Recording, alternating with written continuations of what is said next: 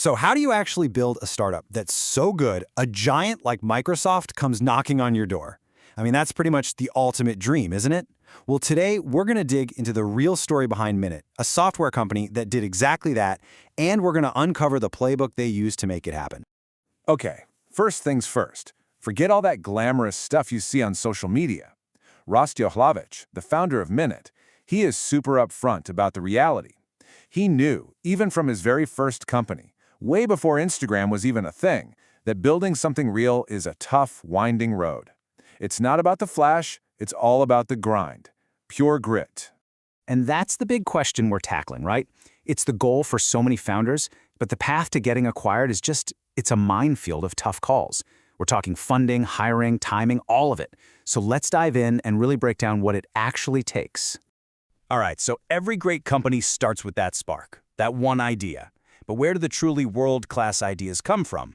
You might think it's some sudden flash of genius, a lightning bolt moment. But nope, it's usually something way more practical.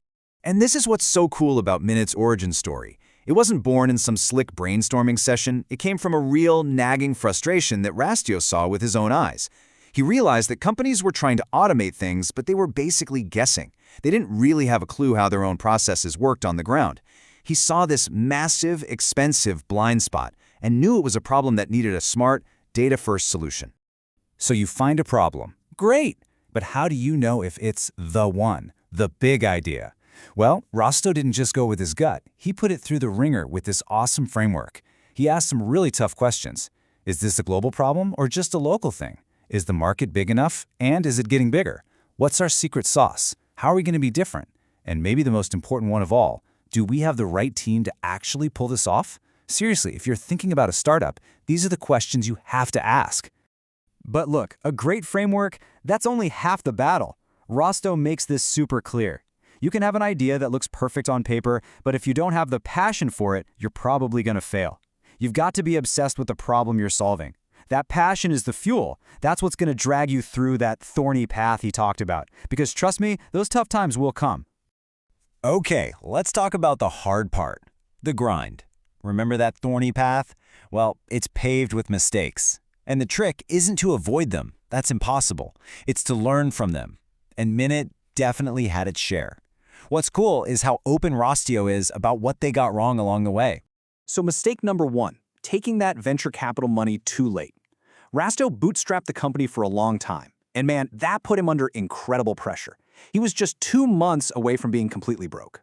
But here's the kicker. It wasn't just about the cash. He realized that by waiting, he missed out on all the other stuff VCs bring to the table, their advice, their connections, their expertise. That stuff is gold, and it could have saved them a lot of headaches. All right, mistake number 2. This is a classic one, being way too optimistic. Rostio thought, yeah, we'll raise our first round in 6 months, no problem. The reality? It took an entire year. And that gap between optimism and reality can be absolutely killer for a startup. It's why you really need someone on your team who's a bit of a pessimist, someone to keep everyone's feet on the ground. And mistake number 3. This is probably one of the toughest ones for any founder, making those hard calls about people. When you know someone isn't working out or isn't the right fit, you've got to act fast. It feels nicer to wait, to give more chances, but all you're really doing is burning through your most precious asset. And it's not money, it's time. So they've been through the grind, they learned from their mistakes, they built an incredible product. And they were growing like crazy, like 400%. And then the story takes a massive turn. This is the moment when everything changes. Out of the blue, in mid-2021, the phone rings. It's Microsoft. Now you have to understand what was happening at the time. The whole market for this kind of software was just on fire. The big players, SAP, IBM, they were buying up companies left and right. The funny thing is, Minit wasn't even for sale. They were gearing up for even bigger growth. But Microsoft was playing chess, not checkers. They saw Minit as a crucial piece on the board and decided to make their move.